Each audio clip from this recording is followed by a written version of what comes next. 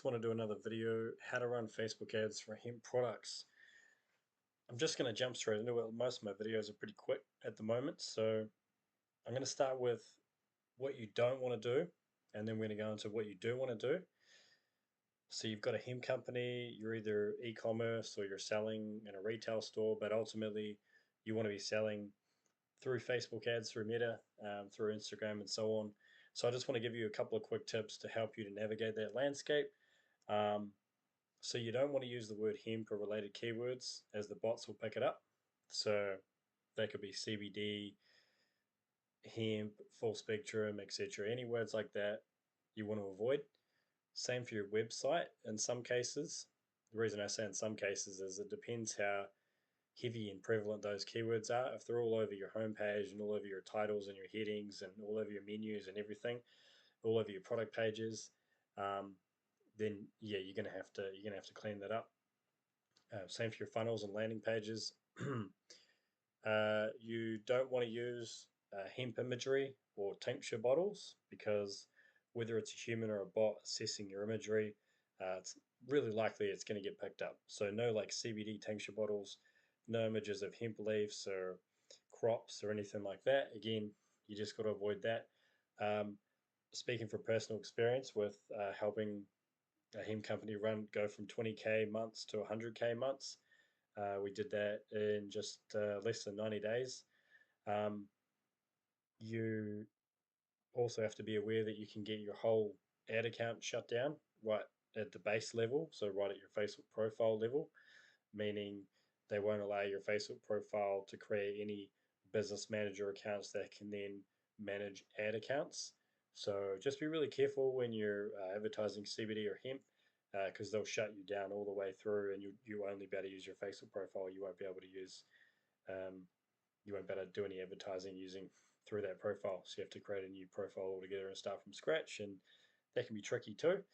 So um, you don't want to make claims. So in your this is in your sales copy or anywhere, you don't want to be writing, this our product can cure this or our product can fix this or treat this. But this is pretty standard in Meta's advertising policies. You also don't want to hide your product behind a wall. So, for example, this may have worked in the past, but doesn't work now. So you can't hide your product behind, for example, if they click your ad and they end up on a page and the page says, enter your email here to view our product that we're talking about. You can't do that. So the only way you can advertise a product is either having them land on the product directly. So if you're advertising a product in the Facebook ad, they have to land on a product page that matches the advertisement. So if you're advertising a hemp balm or a hemp oil, then you need that person to land on a hemp balm or a hemp oil product page. If you're advertising something else, then it would be something different. You really got to be creative and strategic when it comes to advertising hemp and CBD, as has been my experience working with these companies. So, what you can do, a couple of easy tips for you. See, automatically, just by following these don'ts, will automatically help you ton load because it'll help your ad account to not get shut down. It'll help you to be able to build ads that are not going to cause your ads to get rejected or disapproved or your accounts getting shut down. And that, I mean, an account getting shut down will slow you down tremendously. So using emojis. So if you're saying, our unique product contains, and then just put the emoji in there or a unique special herb or whatnot, you can use these emojis creatively. Some other companies that deal in like medicinal mushrooms also use like the mushroom emoji and things like that, where they're sort of mixing the herb and the mushroom emojis. But you can be creative with emojis. They're not getting, they don't get flagged. You want to use imagery that best speaks to your ideal client audience. So, for example, if your ideal audience for your product it's specifically, aimed at a specific type of person, say dads, who maybe they're feeling overworked, maybe they're stressed a lot at the office, maybe they want better work-life balance, maybe they want to feel more calm at home when they're with the kids or their family. Then you want to be able to, you want your imagery and your copy to speak to, you know, those problems. You want your copy, for example, to speak to, you're feeling overwhelmed, feeling stressed. A lot of dads are feeling, overworked. It's hard for them to balance their time between their work and their family, no matter how hard they try, and then for themselves as well. So you're sort of speaking that language that your audience is most likely to pick up on. Also, same for imagery as well. So that's just going to reflect that. So there might be dads sitting around the table with their family, out at the park or the beach with their family, with their kids, with their wives. Um, yeah, so whatever your ideal client audience is, you want to be speaking to them in your ads so that when your ad is shown up to them on their newsfeed or any other way, then yeah, it's going to click in with them. Another way you can advertise your product is through freebies and trial sizes, so little tiny jars of say a balm or small trial sizes of a tincture. Any way you can do giveaway. If it's edibles, and you can give them a small amount of edibles, just like a tiny little trial size.